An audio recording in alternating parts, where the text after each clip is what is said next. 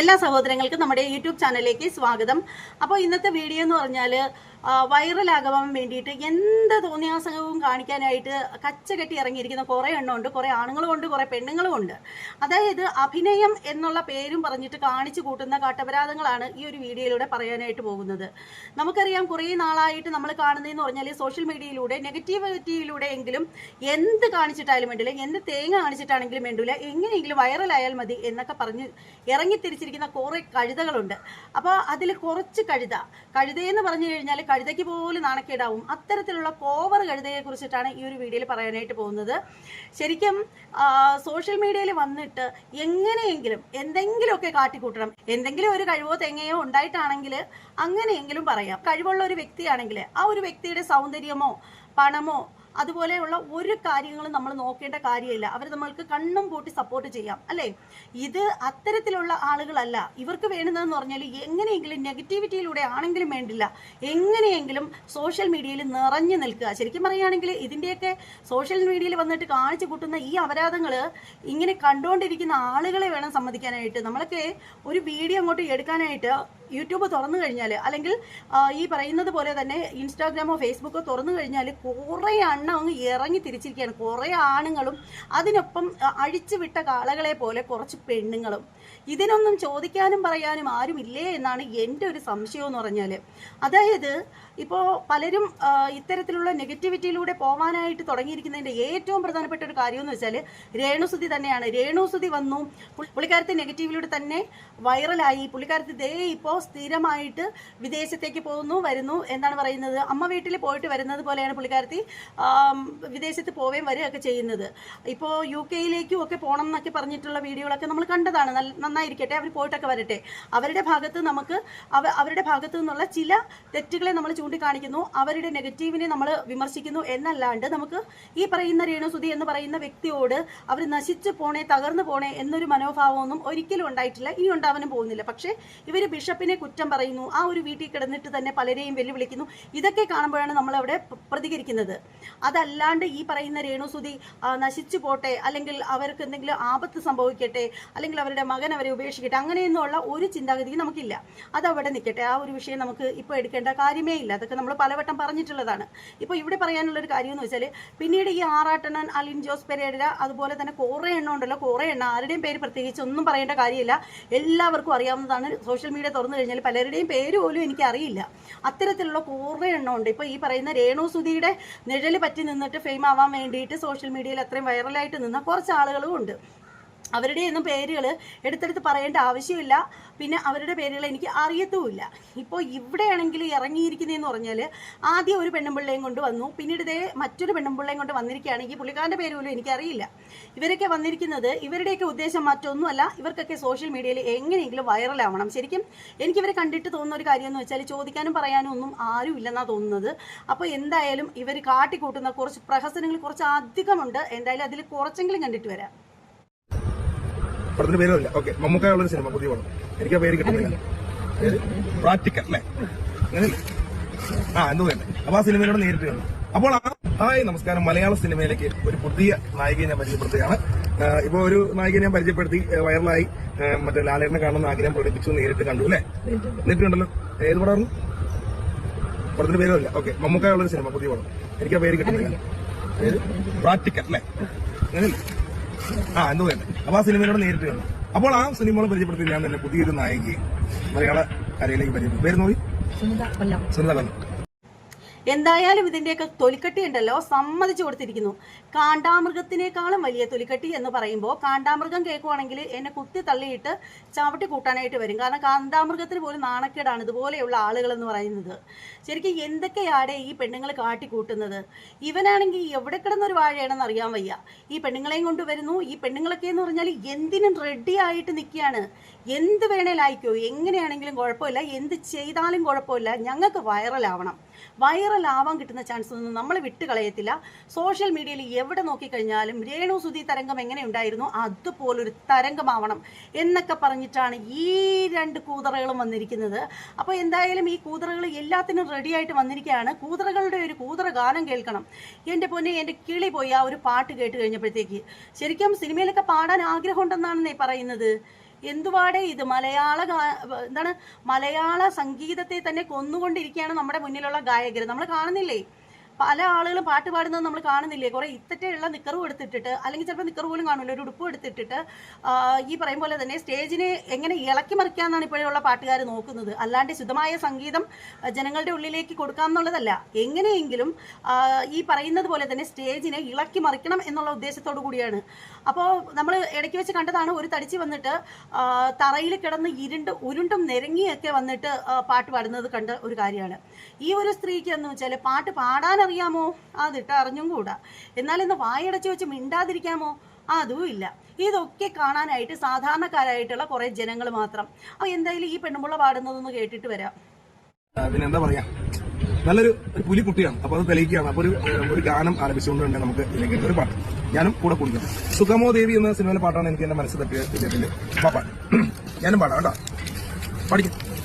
സുഗമോ ദേവി സുഗമോ ദേവി സുഗമോ സുഗമോ സുഗമോ ദേവി സുഗമോ ദേവി സുഗമോ സുഗമോ നിൻവീരൽ തോടും മൺതരികളും അഞ്ചിതമാം പൂപ്പീലിയും അഴകിൽ കോതിയ മുടിയിൽ തിരുകി അഴകിൽ കോതിയ മുടിയിൽ തിരുകി കളമൊഴികൾ കുശലം ചൊല്ലും കളമൊഴികൾ കുശലം ചൊല്ലും സുഖമോ ദേവി സുഖമോ ദേവി.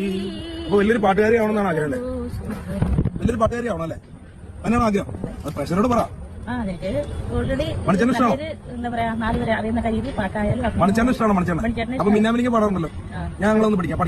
മിന്നാമിനുങ്ങേ മിന്നും മിനുങ്ങേ ഇങ്ങോട്ടാണ് ഈ തിടുക്കം, നീ തനിച്ചല്ലേ പേടിയാവില്ലേ കൂട്ടിന് ഞാനും വന്നോട്ടെ മിന്നാമിനുങ്ങേ. നല്ല പാട്ട്. വേറെ കാര്യങ്ങൾ പറയുകയാണ്, ഈ കമന്റ് ഇടുന്നവരെ കുറിച്ച് പറയുകയാണെങ്കിൽ കമന്റ് ഇടുന്ന ആളുകൾ ശ്രദ്ധിക്കുക. ഒരുപാട് കഷ്ടപ്പെട്ട് ബുദ്ധിമുട്ടി പാടുപെട്ടിയാണ്, പക്ഷെ അപ്പോൾ പാടുപെട്ടാണ് അപ്പോൾ മലയാള സിനിമ കീഴടക്കാൻ ഞങ്ങൾ എത്തിയിരിക്കുന്നത്. അപ്പോൾ കമന്റ് ഇടുന്നവരെ ശ്രദ്ധിക്കും, നല്ല കമന്റുകൾ നിങ്ങൾക്ക് ഇടാം. കാരണം എന്താ വെച്ച് കഴിഞ്ഞാൽ മലയാള സിനിമയിൽ ഒരു ഇരിപ്പിടം തന്നെ കണ്ടെത്താൻ സിനിമകളെത്തി, പല പുതിയ നായിക ഇവിടെ വന്നു. അപ്പോൾ എന്തായാലും ഞങ്ങൾക്ക് മലയാള സിനിമയിൽ എത്താം. ഇതിനൊക്കെയാണ് പറയുന്നത് ശുദ്ധമായ സംഗീതത്തെ കൊല്ലുക എന്നൊക്കെ പറയുന്നത്. ഇതിനെയാണ് പറയുന്നത്.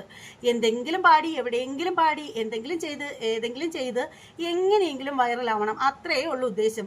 ഇതിനു വേണ്ടിയിട്ട് കാല് കളത്താനും കൈ കളത്താനും ഒന്നിനും ഒരു മടിയില്ല. എന്ത് പോടത്തരം വേണമെങ്കിലും കാണിച്ചു വെക്കും. അപ്പോൾ ഇതിൽ പറയുന്ന ഒരു കാര്യം എന്ന് വെച്ചാൽ, നമ്മുടെ മലയാള സിനിമയെ ഉദ്ധരിക്കാൻ വന്ന രണ്ട് പെണ്ണുങ്ങളാണെന്നാണ് പറയുന്നത്. മലയാള സിനിമയ്ക്ക് വേണ്ടിയിട്ട് ഇവൻ സംഭാവന ചെയ്യുന്നതാണ് ഈ രണ്ട് പ്രോഡക്റ്റുകളെ എന്നാണ് പറയുന്നത്. അപ്പോൾ എനിക്ക് ചോദിക്കാനുള്ളൊരു കാര്യം എന്ന് വെച്ചാൽ, നാണമില്ലടോ തനിക്ക് ഇതുപോലെയുള്ള രണ്ട് കൂതറ സാധനങ്ങളെയും കൊണ്ട് സോഷ്യൽ മീഡിയയിൽ വരാനായിട്ട്? അതാണ് ചോദിക്കാനുള്ളത്. ഒട്ടും ഉളുപ്പില്ലേ തനിക്ക്? ഒന്നാമത് ഇപ്പോൾ മലയാള സിനിമ പോകുന്നത് ഏത് രീതിയിലാണെന്നുള്ള കാര്യമൊക്കെ എല്ലാവർക്കും അറിയാവുന്നതാണ്. ശരിക്കും നല്ലൊരു മലയാള സിനിമ ഇന്നത്തെ കാലഘട്ടത്തിൽ ഉണ്ടാവുന്നുണ്ടോ എന്ന് ചോദിക്കുകയാണെങ്കിൽ ഞാനില്ലെന്ന് മാത്രമേ പറയത്തുള്ളൂ. ഹൃദയത്തിൽ തട്ടുന്ന, ഒരു വട്ടം കണ്ടു കഴിഞ്ഞാൽ വീണ്ടും വീണ്ടും കാണണമെന്ന് ത്വരയുണ്ടാക്കുന്ന തരത്തിലുള്ള ഏത് മലയാളം സിനിമയാണ് ഇപ്പോൾ ഉള്ളത്? എൻ്റെ അറിവിൽ ഒരു സിനിമയും ഇല്ല എന്നേ ഞാൻ പറയത്തുള്ളൂ. അപ്പോൾ അത്തരത്തിലുള്ള സാഹചര്യത്തിലാണ് ഇതുപോലെ രണ്ട് ഭൂലോക സാധനങ്ങളെ ഇവിടെ കൊണ്ടുവന്ന് ഠേ എന്ന് പറഞ്ഞ് കൊണ്ടുവന്നിട്ടിരിക്കുന്നത്. അപ്പോൾ എന്തായാലും അത് കണ്ടിട്ട് വരാം. എന്ന് പറഞ്ഞ ആ ഒരു ആൾ നമുക്ക് എല്ലാവർക്കും ഇഷ്ടമാണ്. കാവ്യമാധവന്റെ സൗണ്ട് നമ്മുടെ പ്രിയപ്പെട്ട കൂട്ടുകാരി സുനിമോൾ അവതരിപ്പിക്കുകയാണ്. അപ്പോൾ എല്ലാവരും കൈയടിക്കുക. കാണുന്നത് ഇതുപോലത്തെ സൗണ്ട് ഈ ലോകത്തെ ഒരു ലേഡി മിമിക്രിക്കാർ ചെയ്തിട്ടുള്ള കാവ്യമാധവന്റെ സൗണ്ട്. ഇന്നത്തെ സിനിമ എന്തോരം ആൾക്കാരാ, ഞാൻ പറഞ്ഞില്ലേ കറക്റ്റ്, എന്തോരം ആൾക്കാരാ. കൈയെടുത്തു എന്നെ വെള്ളയിൽ പിടിക്കുന്നു, എവിടെയെങ്കിലും പിടി, എന്നെ പിടിച്ചോണ്ട് വെള്ളം ദേഷ്യം ടൈപ്പ് ഇവിടെ നോക്കാം. എന്നെ സുനി നോക്കാം.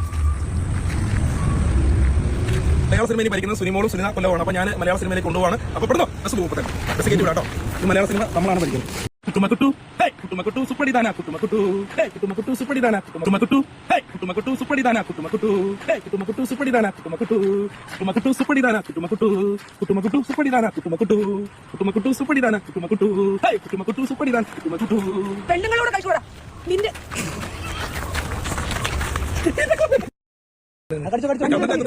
ഒന്നുമില്ല ചേച്ചിയാണ്. ഞാൻ നാടോട്ട് കൊണ്ടുവരും. രണ്ടുപേരും ഒരുപോലെ നമ്മുടെ സഹോദരിയാണ്. അപ്പം താമരപ്പൂ പുണ്യമല്ലോ താമരപ്പൂവിൽ വാഴും ദേവിയല്ലോ നീ, പൂനിലാക്കടലിൽ പൂക്കും പുണ്യമല്ലോ നീ. താമരപ്പൂവിൽ വാഴും ദേവിയല്ലോ നീ, പൂനിലാക്കടലിൽ പൂക്കും പുണ്യമല്ലോ നീ. തൂവൽ എന്ന മായാമഞ്ചലിൽ ഇതുവഴി പോകും തിങ്കളേ, കാണാത്തമ്പൊരു തഴുകുമൊരു തൂവൽ തെന്നലേ.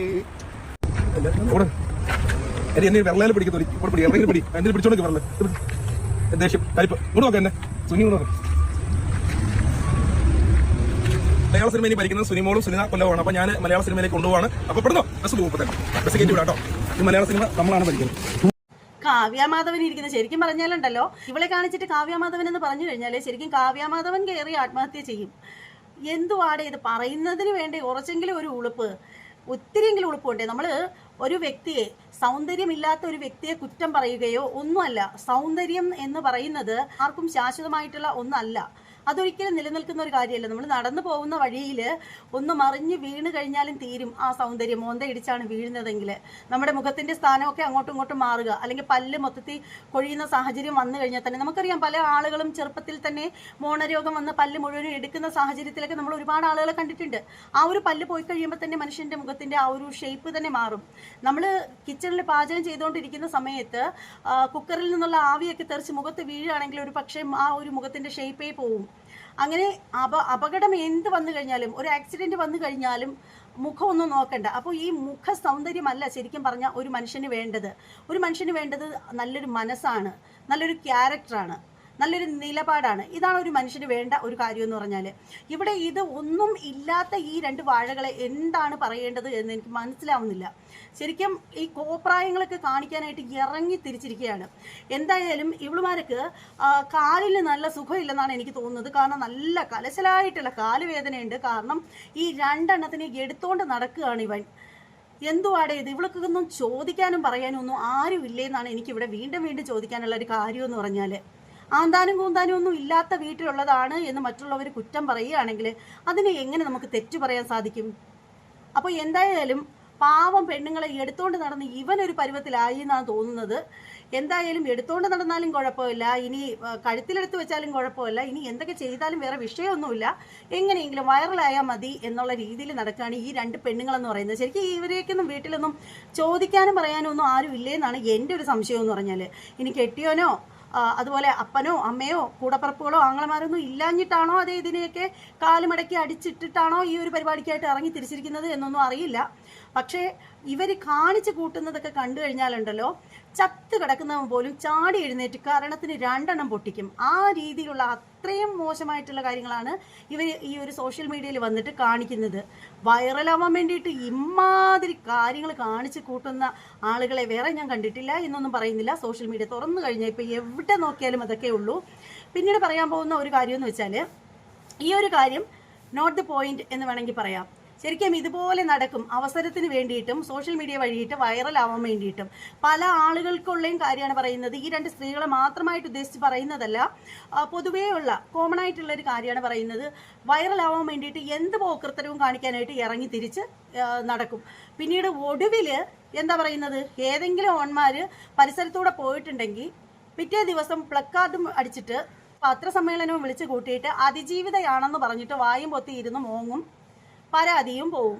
ഇതാണിപ്പോൾ നടന്നുകൊണ്ടിരിക്കുന്നത്. ഇത്തരത്തിലുള്ള കാര്യങ്ങളൊക്കെ ചെയ്തിട്ട് വൈറലാവാൻ വേണ്ടിയിട്ട് എന്ത് പോക്കൃത്തരത്തിനും കൂട്ടു നിന്നിട്ട് അവസാനം സ്വയം അതിജീവിതയാണ് ഞാൻ എന്ന് പറഞ്ഞിട്ട് ഈ പറയും പോലെ തന്നെ പത്രസമ്മേളനവും വിളിച്ചു കൂട്ടി കോടതികൾ തോറും കയറി ഇറങ്ങി അങ്ങനെ നടക്കുന്ന പെണ്ണുങ്ങളെയാണ് നമ്മളിപ്പോൾ കണ്ടുകൊണ്ടിരിക്കുന്നത്.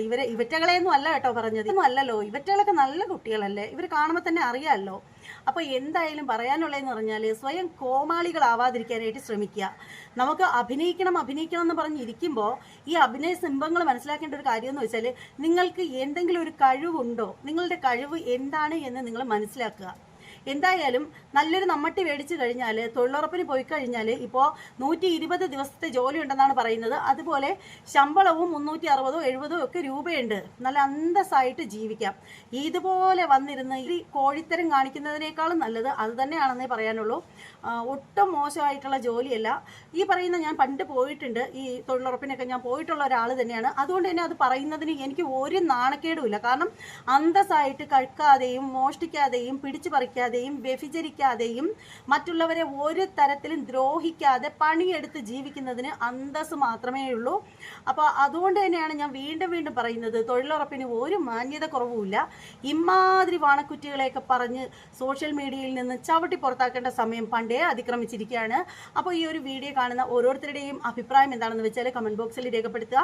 മറ്റൊരു വീഡിയോ ആയിട്ട് കാണുന്നത് വരെ എല്ലാവർക്കും ബൈ.